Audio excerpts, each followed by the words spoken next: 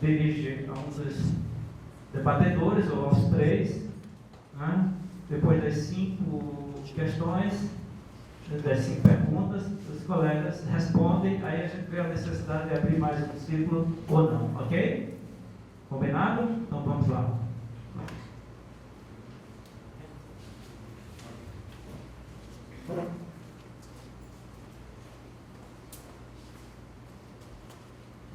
Olá, boa tarde. Meu nome é Tatiana, eu sou professora do Colégio Pedro II, venho do Rio de Janeiro. E eu queria fazer algumas perguntas, talvez o professor Mário seja a pessoa mais indicada para responder, mas se os outros colegas da mesa quiserem responder essa primeira pergunta, também poderiam responder. Pelo que eu saiba, o Colégio Pedro II é um colégio federal e não está contemplado com o PIBID. E eu escuto bastante sobre esse programa e não sei por que é que o Colégio Pedro II ainda não está vinculado. Então, uma pergunta de ordem prática. Eu gostaria de saber por que não se poderia, de que forma poderíamos nós nos integrar nesse programa, porque venho ouvindo que tem uma série de benefícios e a gente tem uma série de laboratórios de pesquisa, a gente tem o interesse de receber também. Então, essa é a primeira pergunta que os colegas que se sentirem à vontade para responder poderiam responder. E para o professor Mário, eu queria parabenizar pela sua fala, achei bastante importante ter apresentado um pouco dessa historiografia das ciências sociais, achei bastante interessante ter apresentado isso para falar do PIBID e desse vínculo entre educação e sociologia. Eu tenho estado em congressos de sociologia mais ou menos desde 96, foi quando eu entrei na universidade. E sempre via os congressos de sociologia em todos os níveis, estaduais, regionais, nacionais, não mencionando o ensino de sociologia ou mencionando de forma muitíssimo pontual. E a gente vê agora uma mudança. Esse evento é um exemplo significativo da importância que estamos dando, né? Nós, enquanto pesquisadores, estudiosos das ciências sociais, que estamos dando à sociologia no espaço de educação. E sim, é claro que ela tem essa importância porque, por exemplo, programas como esse têm um impacto direto e legitimam o ensino de sociologia. Na sua fala, professor, o senhor deixou algumas coisas ainda a serem comentadas. Então, eu gostaria que, por gentileza, utilizasse o tempo de resposta para isso. E gostaria também de saber o que a gente conversou um pouco sobre as entrevistas que o senhor já fez na pesquisa, né, do doutoramento. E fiquei muito curiosa de saber, afinal, o que é que, de forma sintética, se for possível, né, o que é que foi mais interessante de ter percebido nessas entrevistas no seu projeto de doutorado que está aí já se esboçando, né? Sei que você tem alguma coisa para dizer, eu gostaria de pedir que, por gentileza, compartilhasse com a gente. Obrigada. Obrigado. Quem mais deseja? Ninguém mais? Ok, então os colegas estão com a palavra. Alguém deseja pontuar? Você tem visto. Tá, joia. Em relação ao Pedro II não ter o PIBID, lá tem a licenciatura de Ciências Sociais? Não. É a licenciatura. Não, é a universidade. Aí onde seria que seria? A UERJ, ou a UFRJ, ou o UF?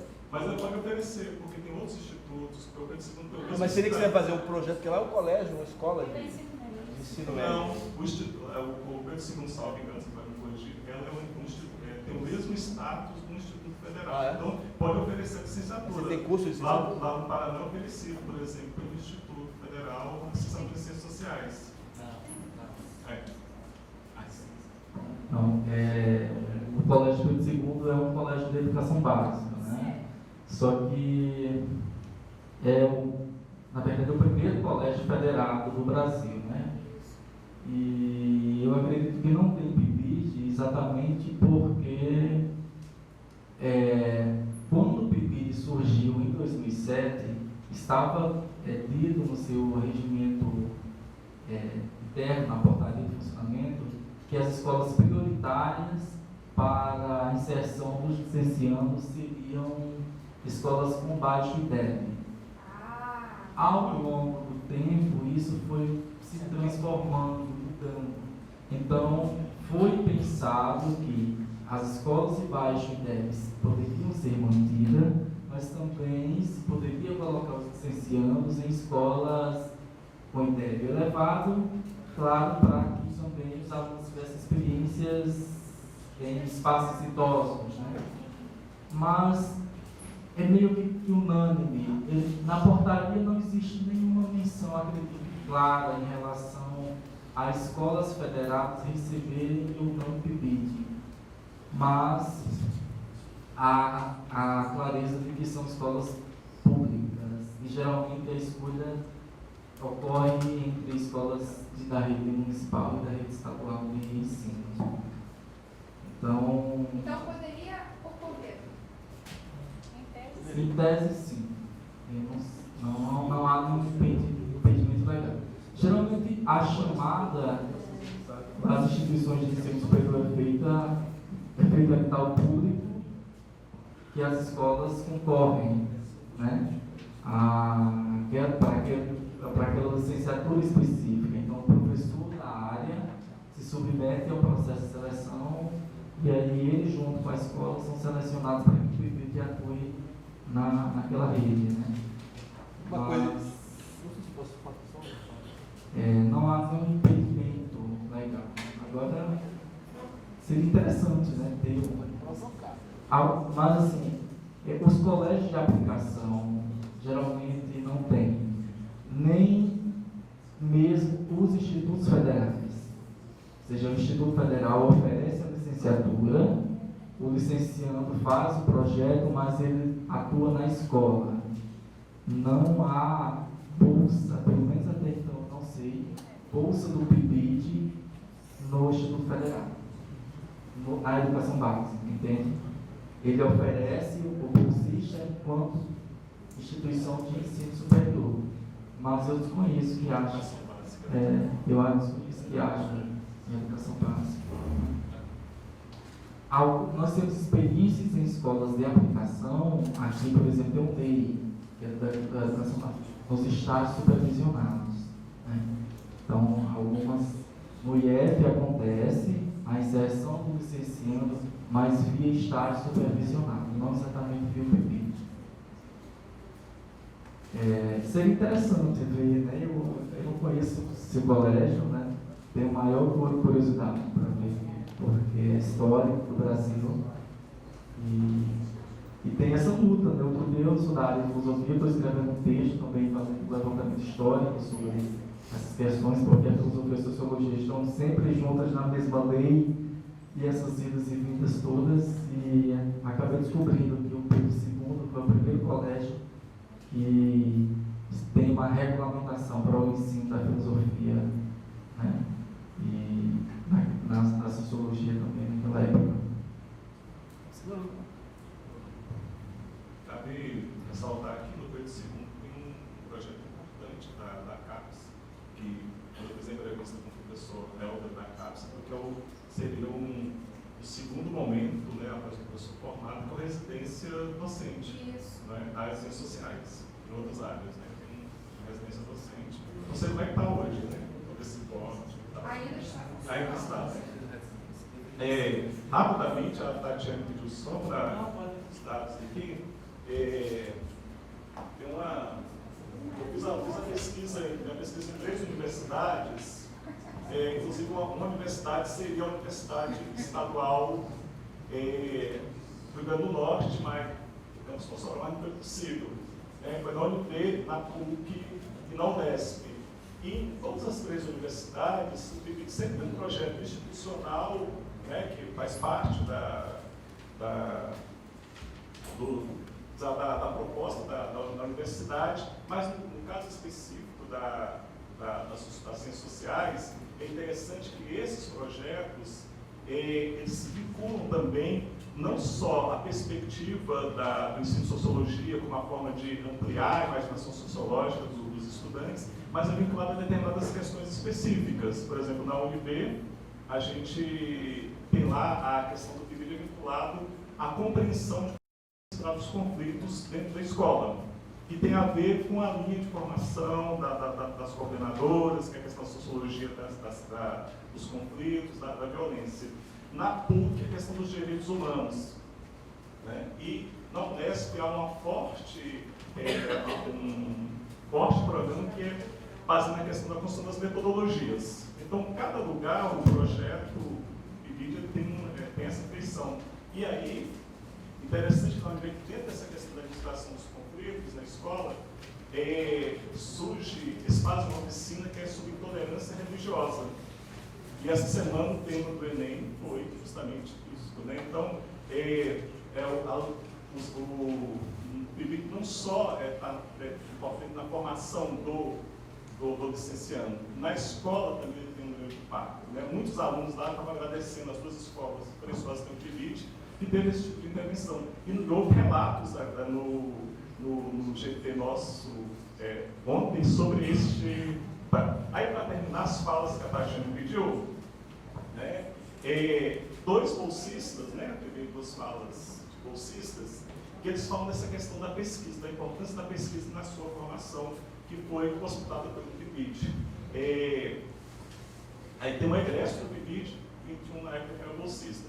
O egresso fala o seguinte: no meu caso, a partir do PIBID, dessa experiência, eu resolvi estudar educação. Hoje eu estou fazendo bacharel, mas a minha pesquisa é voltada para a área de educação. E um bolsista diz o seguinte: o propósito do PIBID é a formação do professor para o qual o ensino médio, mas eu também vejo a importância do PIBID para fortalecer e reforçar a pesquisa em sociologia da educação. Mais ou menos fazendo esse vínculo, né, entre o ensino médio, a graduação e a pós-graduação. Obrigado.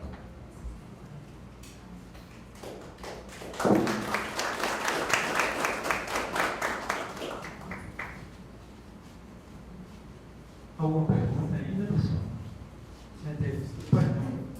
A gente tem a roda de conversas logo na sequência, isso será exatamente, acho que é uma continuação um pouco disso aqui, mas a gente ainda dá tempo para uma.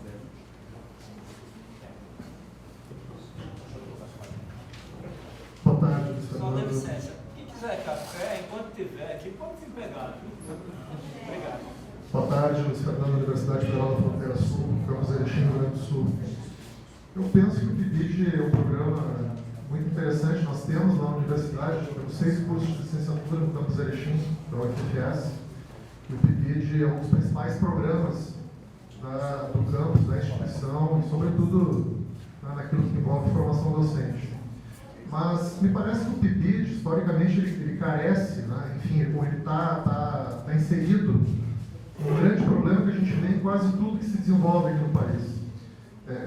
Se pensa muito em programas e projetos que são isolados e que muitas vezes não dialogam com condições objetivas mais gerais e que levam a problemas como aquele que foi identificado no PIBID, inclusive pelo governo anterior, que já imaginava uma nova metodologia para o programa. Porque em determinado momento se diagnosticou que menos de 20% dos estudantes que passavam pelo PIBID iam efetivamente para a sala de aula. O grande problema é que, na medida em que nós temos programas como o PIBID, que são isolados de um contexto mais macro e mais geral, nós vamos continuar tendo um problema no que diz respeito à formação de professores para a educação básica. O que eu quero dizer com isso?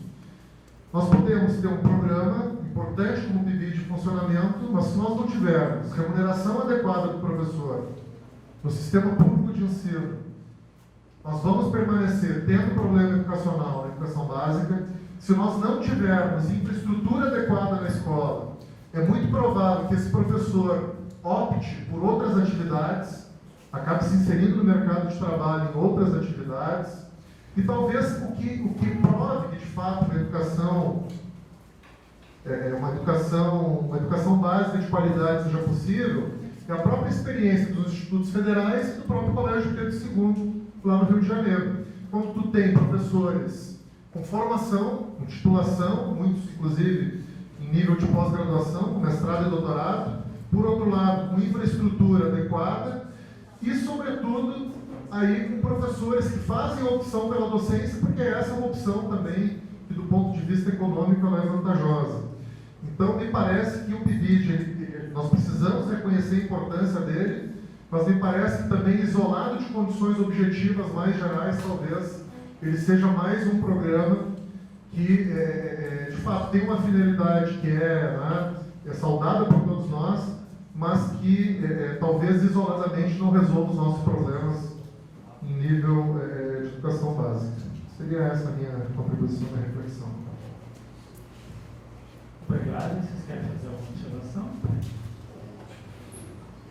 Eu queria só ressaltar que o PIBID ele foi considerado como uma experiência de formação exitosa e passou a ser citado nas diretrizes curriculares nacionais aprovadas em 2015 como programa estratégico de formação capaz de articular a teoria e prática, envolvendo essa relação ensino superior e educação básica. Então, nós temos aí 400 horas de estágio que permaneceram nas diretrizes curriculares nacionais, 400 horas de práticas, com experiência de ensino na formação inicial, e o PIBID contemplado com a descrição de todo o trabalho realizado nessa articulação com a rede de educação básica. Né? Então, havia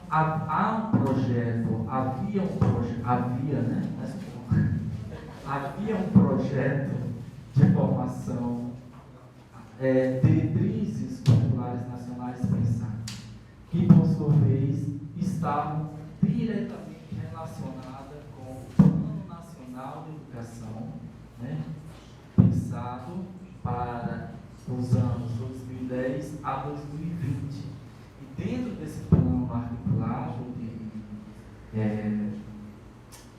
com as metas da educação, estavam previstas essa qualificação profissional na formação inicial, elevando o número de formação para a necessidade de cumprir 79 mil novos professores contratados para a rede pública de ensino em áreas específicas, né? Porque nós sabemos que as escolas, nem toda escola é o modelo do Pedro II, que tem os professores formados em todas as suas áreas e que tem os laboratórios específicos. Então, nós temos professores de sociologia que dá aula de inglês, o professor de filosofia que dá aula de história, e assim nós observamos. Então, há uma deficiência muito grande em todas as áreas de formação. Essa informação que o MEC, que foi dita pelo Mercadante, né, anterior a esse outro, mas que já tinha pensado uma forma de remodelar o PIBID, sem considerar as pesquisas já realizadas e formando o impacto, o êxito na formação dos alunos. Né? Então, houve, inclusive, uma proposta de uma mudança para um modelo e tal, mas o modelo de saber vigência não foi avaliado. Né? E aí, o Diretório Nacional contra-argumentou, inclusive lá no momento em Brasília, quando protocolaram o projeto com o deputado Chico Lopes, argumentando de que, como podemos falar em êxito e absorção de profissionais do mercado de trabalho, quando o Estado não faz concurso, quando não existem vagas e investimento na educação, quando o Plano Nacional de Educação, que prevê a contratação de professores, investimento nas escolas e melhoria, ele começa a ser desconsiderado. E se nós tínhamos um cenário de mudança proposta já por Mercadante, isso cada vez mais agora se intensificou e piorou, porque nós não podemos pensar numa extensão do plano. Será que um PEC 55 agora que mudou, acho que mudaram o nome para a gente não conhecer, que era até o fim do mundo, né? Então, com PEC, com lei da mordaça, que discute que o professor não pode debater, fazer pensamento crítico na sala de aula, né? Com esse desinvestimento na educação e com reforma no ensino médio, será muito difícil pensar numa mudança, né, qualitativa e quantitativa na educação, né? Mas nós temos metas a serem atingidas pelo Plano Nacional de Educação. Eu acho que nós não podemos esquecer os documentos oficiais que foram construídos anteriores a esses novos documentos que estão surgindo. Diretrizes curriculares nacionais aprovadas em 2015, portaria do PIBID aprovada em 2013, 96 2013, já que ele está o PIBID de Pernambuco. 96 2013, Plano Nacional de Educação aprovado para 2020. Quais são as metas que estavam estabelecidas por esse plano? E observar se essa PEC corresponde a essas metas. Observar se os projetos que estavam em vigência dentro das instituições de ensino superior, né, para qualificar a formação, qualificar a educação.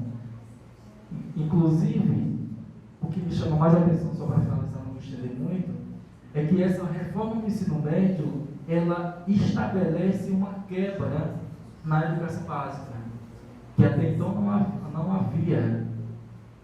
Nós temos agora 3 modalidades de ensino. O ensino médio configurado de uma forma, o ensino fundamental de uma outra, e a educação infantil de uma outra. E o ensino superior de uma outra maneira. Então nós temos aí uma descontinuidade da formação. O que nós devemos pensar é numa quebra de fronteiras na formação, na educação. É uma quebra na visão de que a formação e a educação se dá por processos e etapas. Nós precisamos pensar numa formação verdadeiramente integral e não como essa reforma do ensino médio diz ser integral, desintegrando, né? Eu queria fazer um breve comentário, né? Já estamos avançando na hora. Mas o que o colega lá do Rio Grande do Sul falou, eu acho que é assim, a tua observação, ela é muito válida para todo o contexto da política educacional brasileira, não é? Porque a gente tem um verdadeiro descompasso na política educacional brasileira, né? Você tem um monte de licenciados, né? De licenciados e egressos que passaram por um processo de formação, que estão fora das escolas.